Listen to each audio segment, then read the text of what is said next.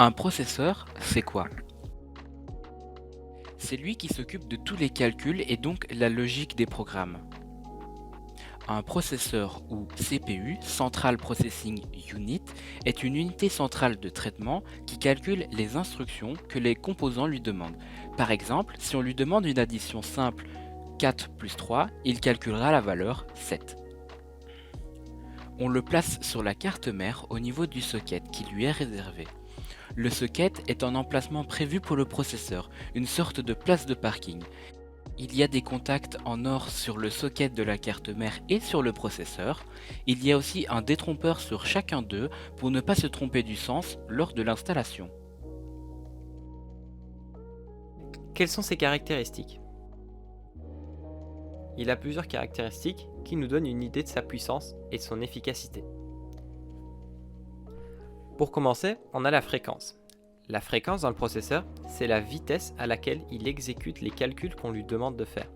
Elle est exprimée en Hertz. Les processeurs actuels tournent aux alentours de 3 voire 4 GHz. Giga est égal à milliard, donc 4 milliards de calculs à la seconde.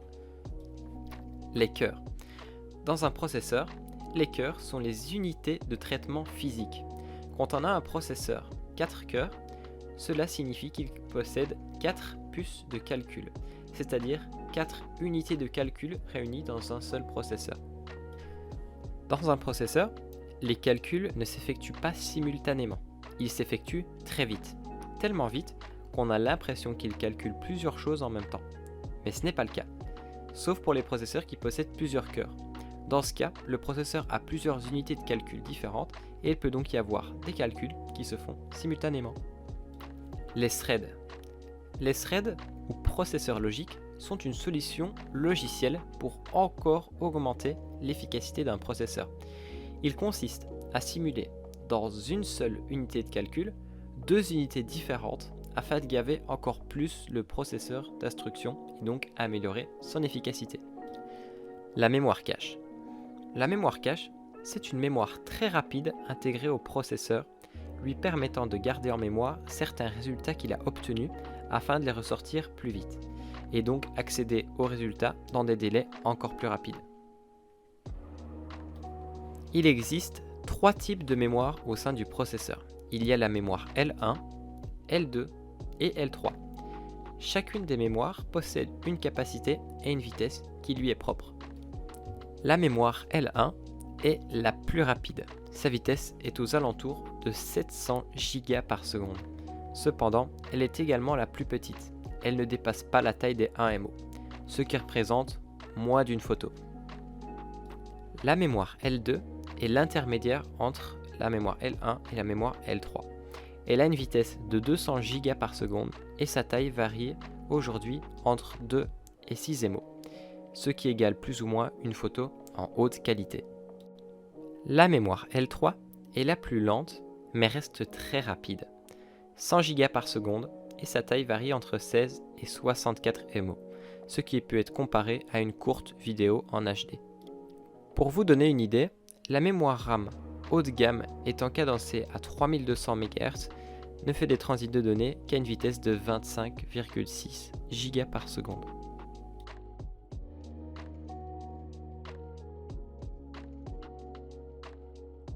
Effectivement, le processeur fait partie des composants d'un PC qui chauffe énormément, dû à tous les calculs qu'il réalise.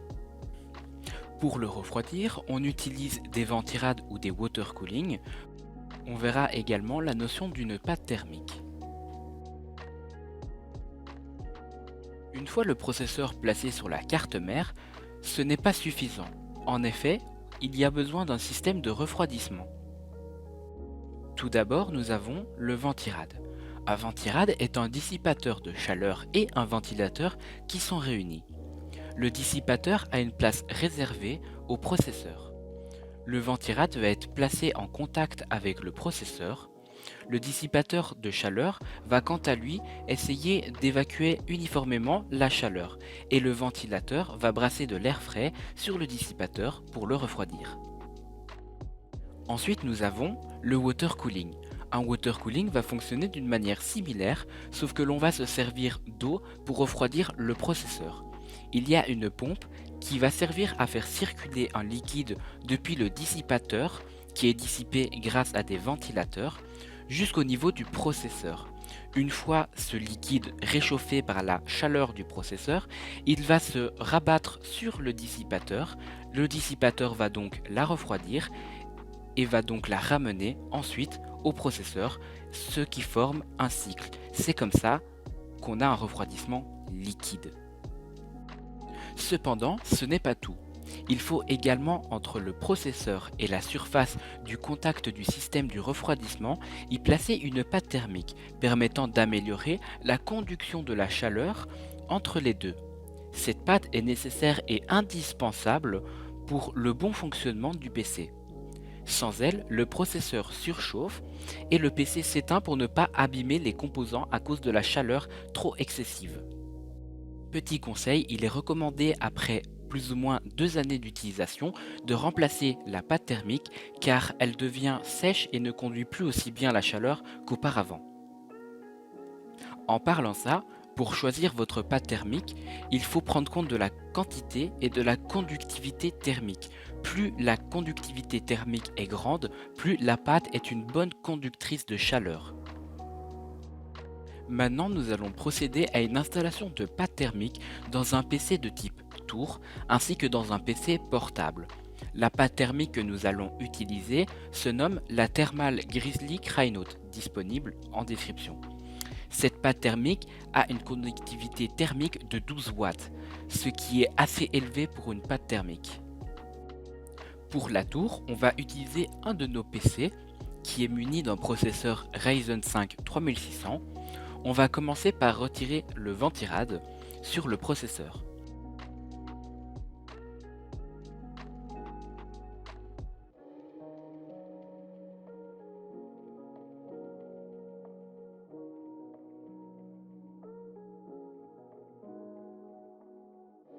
On remarque que sur le ventirad, il y a des résidus d'anciennes pâtes thermiques. On va utiliser un chiffon pour l'enlever.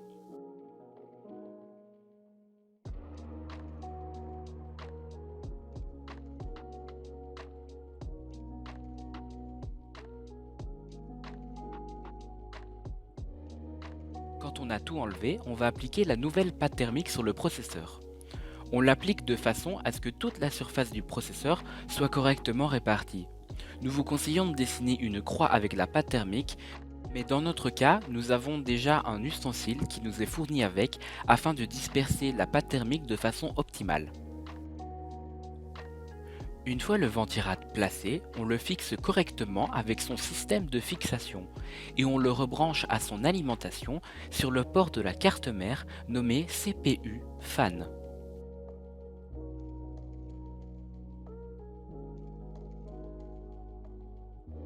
Passons ensuite au PC portable. On va s'intéresser à un modèle qui a déjà 8 années derrière lui et qui nous souhaiterions lui donner une seconde vie. Le PC chauffe trop malgré les ventilateurs qui tournent à pleine vitesse. Il est grand temps pour lui de lui changer sa pâte thermique. Sur ce modèle, on va remplacer la pâte du processeur et du processeur graphique. Le PC portable possède une carte graphique indépendante. On va commencer par ouvrir l'endroit où se trouvent nos processeurs. Sur un PC portable, cela dépend du modèle. Certains sont assez faciles d'accès et d'autres sont assez restreints. Dans notre cas, il est assez facile d'accès. Nous allons d'abord commencer par enlever les dissipateurs et nettoyer à nouveau les résidus de pâte thermique.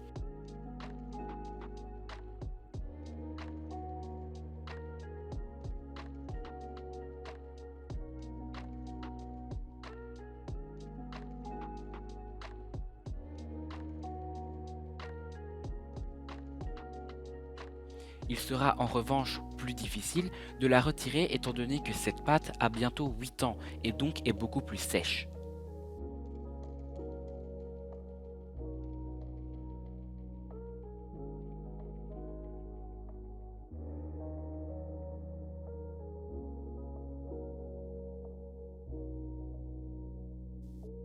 On remarque d'ailleurs que dans les PC portables, les processeurs n'ont pas de capot de protection. Il faut donc y faire très attention et ne pas les abîmer, ni leur faire subir de chocs ou les exposer à de l'électricité statique.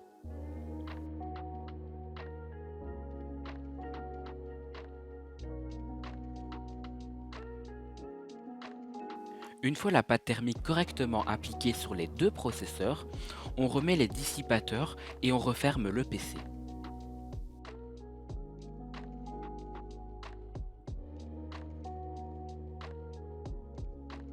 Voilà nos deux exemples pour renouveler et installer de la pâte thermique dans un PC, qu'il s'agisse d'une tour ou d'un PC portable. Comment le choisir? Un processeur, ça coûte cher. Selon nos besoins et notre budget, il sera différent. On va maintenant apprendre comment le choisir parmi les marques actuelles Intel et AMD. Commençons par Intel. Chez eux, ils ont les modèles appelés Intel Core. Ces Intel Core sont répartis en 4 gammes différentes. Les Intel Core i3, i5, i7 et i9.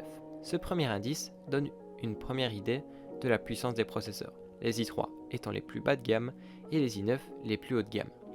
Plus on monte en gamme, plus le nombre de cœurs, de threads, de mémoire cache ainsi que la fréquence seront élevés. Le second nombre qui suit va définir d'autres caractéristiques. Par exemple, pour un Intel Core i5 7600K, le chiffre 7, c'est la génération. Plus le chiffre est élevé, plus le processeur est récent. Le chiffre 6 est en rapport avec la gamme du processeur. Il sert à différencier les modèles. Un chiffre plus élevé est un indice de plus de puissance. Le K. Le K, c'est une lettre servant à donner une information supplémentaire au processeur.